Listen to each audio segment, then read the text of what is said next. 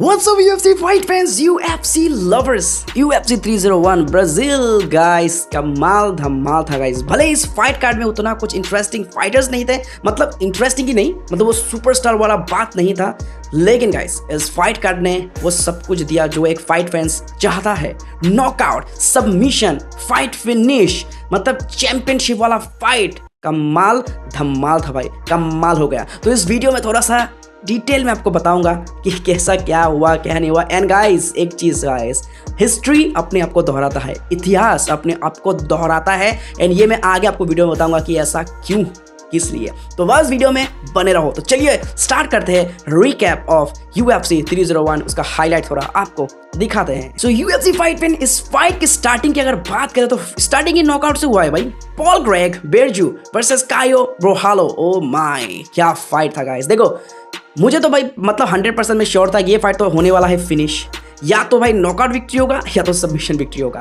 And submission का मतलब समझ रहे हो कि पॉल क्रेग सबमिशन से तो बीट कर सकते थे, लेकिन यहाँ पर ब्रोहालो की स्ट्राइकिंग बहुत ज़्यादा भारी पड़ गया यहाँ पर पॉल क्रेग के ऊपर। एंड गाइस हम लोगों को पता है कि भाई स्ट्राइकिंग इतनी भी मतलब ज़बरदस्त नहीं है। पॉल क्रेग की स्ट्राइकिंग कर सकते हैं वो, ऐसा नहीं कि वो नहीं कर सकते, बट वो दमखम जो कायो ब्रोहालो के स्ट्राइकिंग में है वो नहीं है।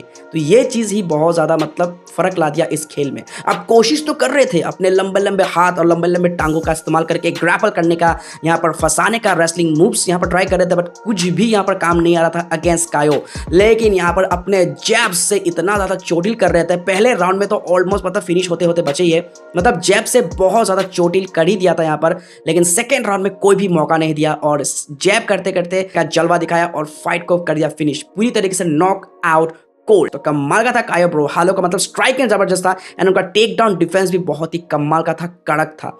तो इसके वजह से मतलब वो जो मतलब पॉल ग्रेग का जो सबमिशन का थ्रेट जो लाते अपनी फाइट में, उसका यहाँ पर हमें जलवा देखने को नहीं मिला, क्योंकि टेक डाउन डिफेंस काफी कमाल का था कायो ब्रोहालो का। खैर अब उन्होंने फाइट के बाद तो कॉल आउट कर दिया है यहाँ पर टॉप रैंक फाइटर जैरेड कैनेनियर को। उनका कहना है कि मैं रेडी हूँ अपने आप को टेस्ट करने के लिए और बाकी जो टॉप रैंक के फाइटर है उनको टेस्ट करने के लिए। तो भाई अब देखना होगा कि जैरेड कैनेनियर इस कॉल आउट का क्या रिस्पॉन्ड करते हैं। और ऐसी फाइट फैंस बात करते हुए अगर नेक्स्ट फाइट की, तो ये फाइट तो भाई और भी बहुत ही धमाकेदार। Michel Pereira the Capoeira king fighting against इयर पोटिएरा, प्रॉपर मिक्स्ड मार्शल आर्टिस्ट। लेकिन दोस्तों इस फाइट में भाई मतलब no chance, the Capoeira king भाई उनका जो भाई मतलब क्या ही बोलूं स्टाइल का, तो भाई मैं दीवाना हूं। मतलब उनका फाइट ना कभी भी आपको बोरिंग नहीं लगेगा, हमेशा इंटरेस्टिंग फाइट करते हैं।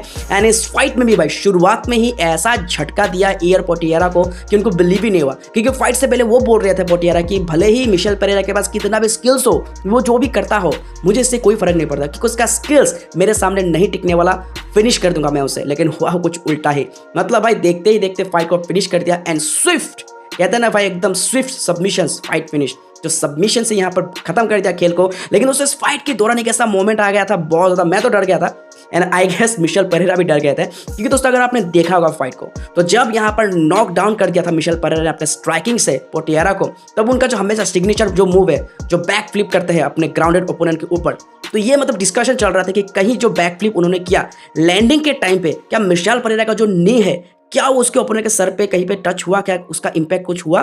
तो भाई काफ़ी बार रिप्ले वगैरह तो यहाँ पर डिस्कशन करने के बाद फाइनली इस फाइट को मिशेल परेरा के मतलब हक में दिया गया एंड उनको मतलब TQ victory sorry submission victory उनको हक में गया। तो कमाल का था सबमिशन, मतलब सबमिशन तो करेक्ट था, लेकिन भाई सबमिशन के छूटने के बाद तो भाई मतलब और ज़्यादा गिर गए, लड़खड़ा के पूरी तरीके से मतलब फेंट हो गया था, मतलब भाई बहुत कड़क था वो submission victory.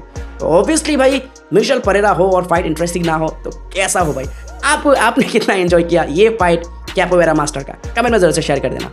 Alright UFC fight fans, बढ़ते आगे बात करते हैं नेक्स्ट फाइट के बारे में। गाइस ये फाइट भाई मैंने आप वीडियो की स्टार्टिंग में बोला था, इस हिस्ट्री इतिहास अपने आप को दोहराता है। तो ऐसा क्यों?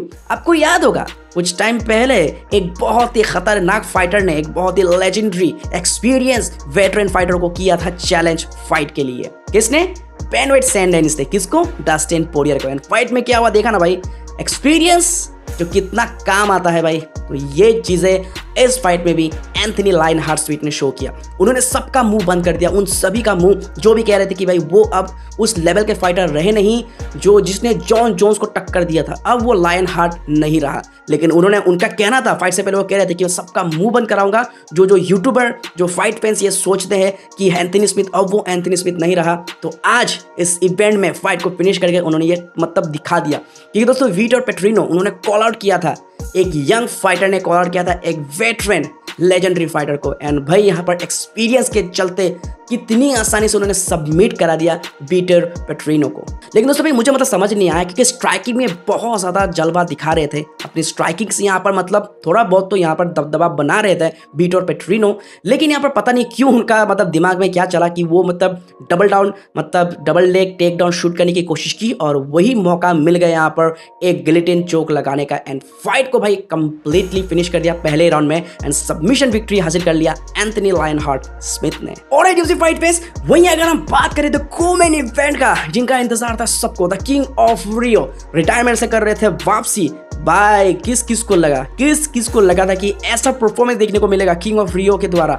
मतलब भाई देखो, पहली बात उन्होंने यूएफसी से रिटायरमेंट जरूर लिया था, बट उन्होंने ट्रेनिंग करना वगैरह छोड़ा नहीं था, क्योंकि आपको पता है कि वो बॉक्सिंग मैच वगैरह कर रहे थे। एंड गाइस इसके मतलब क्या ही बोलूँ, इसका जो उनका जो बॉक्सिंग का जो मतलब एक्सपीरियंस जो उन्होंने इतने सालों में लिया है, जो भी रिटायरमेंट के बाद वो बॉक्सिंग वगैरह कर रहे थे, उसका नमूना यहाँ पर शो करा। क्या हैंड स्पीड था भाई, पंचिंग पावर, मतलब बॉडी शॉट भाई, किंग ऑफ रियो साथ ही साथ किंग ऑफ बॉडी शॉट होसे आल्डो भाई, मतलब कमाल का था भाई। स्ट्राइकिंग लाजवाब, इतना फास्ट, मतलब उनका जैब साथ ही उनका मतलब स्ट्रेट क्रॉस एंड भाई बॉडी शॉट तो मनी था भाई, मतलब कमाल का था बॉडी शॉट। और साथ ही साथ लेग किक्स भी कितना कमाल का लगाता है ये होसे आल्डो, ये तो हमें पता ही है। तो भाई लग ही नहीं रहा था कि वो मतलब यूएफसी से कभी उन्होंने रिटायरमेंट लिया था भाई, कमाल का कमबैक था उनका। एंड गाइस पूरी तरीके से आउट क्लास कर दिया उन्होंने जोनाथन मार्टिनेज को, मतलब लेग किक्स का जवाब दे रहे थे, बॉडी शॉट पे बॉडी शॉट लगा रहे थे जो बहुत ज़्यादा चोटिल तो कर ही रहा था, एंड मौके पे चौका लगा रहे थे, अपना जो स्ट्रेट जो पंचेस है वो भी थ्रो कर रहे थे, अच्छा खासा कनेक्ट हो रहा था,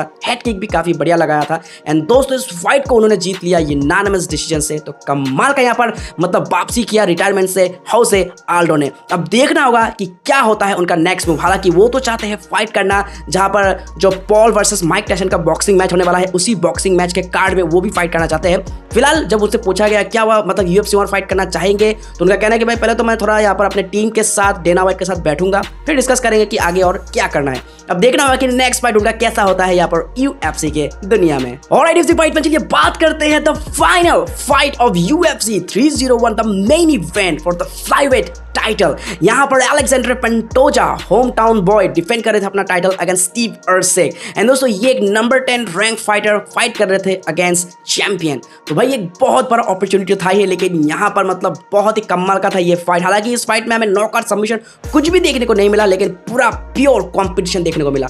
एंड दोस्तों जिन लोगों को नहीं पता भाई उनको बता दूं कि स्टीव अर्सेक भी एक ब्लैक बेल्ट है। जी हाँ दोस्तों, ब्राजीलियन जिजित्सु ब्लैक बेल्ट है। जिन लोगों को नहीं पता मैं उनको बता दूं।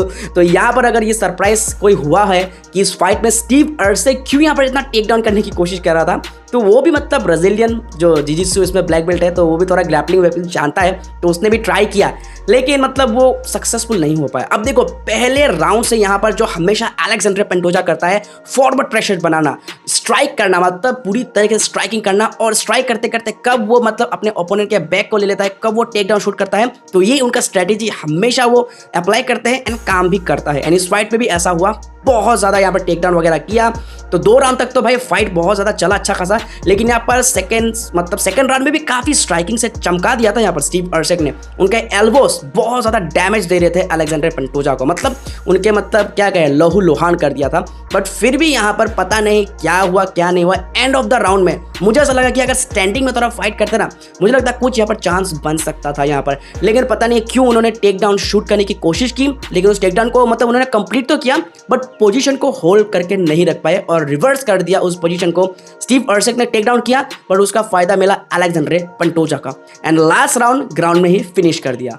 तो मुझे लगता है कि भाई मतलब मौका था यहाँ पर स्टीव अर्सेक के पास, अगर लास्ट राउंड में वो ट्राई करते थोड़ा यहाँ पर स्टैंडिंग में फाइट को रखने का, तो ज़्यादा बेहतर होता। एंड उनके करियर का ये पहला 5 रन फाइट था, तो थोड़ा गैस टैंक का भी थोड़ा तो यहाँ पर इशू हुआ होगा, बट कोई नहीं गाइस, कमाल का यह फाइट था। लेकिन अब देखना होगा जब नेक्स्ट फाइट हमें देखने को मिलेगा मोहम्मद मुकायब और अलेक्जेंडर पेंटोजा का, तो ज़्यादा मज़ा आएगा। एंड दोस्तों काफ़ी लोग ये बोलते हैं ना मुझे कि जब भी मैं बोलता हूँ कि मुझे जो है रेसलिंग गेम पसंद नहीं है इतना, मैं ये नहीं बोलता कि मुझे रेसलिंग गेम बिल्कुल भी पसंद नहीं है, पसंद है। जब एक रेसलर एक ग्रैपलर, दोनों रेसलर ग्रैपलर जब टकराते हैं ना तो वो मुझे मज़ा आता है। जब अरमान सारुकेन और इस्लाम मखाचेव फाइट करेगा तो मज़ा आएगा। चार्ल्स ओलिवेरा और अरमान सारुकेन जब उन्होंने फाइट किया तो मज़ा आया, क्योंकि पता था कि दोनों काफ़ी एलिट लेवल के ग्रैपलर रेसलर हैं, तो मज़ा आता। लेकिन बट ये UFC है भाई, यहाँ पर हम ऐसा तो नहीं कह सकते कि भाई वो रेसलर है तो रेसलर के साथ ही उसको फाइट करना पड़ेगा, स्ट्राइकर है तो स्ट्राइकर के साथ ही फाइट करना पड़ेगा। बट फिर भी मैं इंजॉय करता हूँ, तभी मज़ा आता है जब एक रेसलर ग्रैपलर सेम लेवल के फाइटर जब फाइट करते हैं तब इंटरेस्टिंग लगता है। बट कोई नहीं, ये फाइट काफ़ी कमाल का था, मुझे बहुत ही मज़ा आया। अगर फिनिश कुछ होता देखने में तो और ज़्यादा मज़ा आता। तो ओवरऑल ये UFC कार्ड इतना खास तो नहीं था बस, लेकिन जो फाइटर्स ने यहाँ पर परफॉर्मेंस किया, जिस तरीके से उन्होंने फाइट लड़ा, इस कार्ड को सही में बहुत ही अच्छा कर दिया उन्होंने। तो आपको कितना मजा आया ये फाइट देखकर, आप कमेंट में जरूर से शेयर कर देना। और UFC fight fans, that's it for today's video. I hope कि ये सारे अपडेट्स आपको बहुत ही पसंद आया हो। दोस्तों वीडियो पसंद आया तो लाइक करना, चैनल पर नहीं तो सब्सक्राइब करना इसी तरीके की UFC हिंदी न्यूज डेली देखने के लिए। मिलते हैं किसी और अगले वीडियो में, तब तक के लिए take care, keep watching UFC now.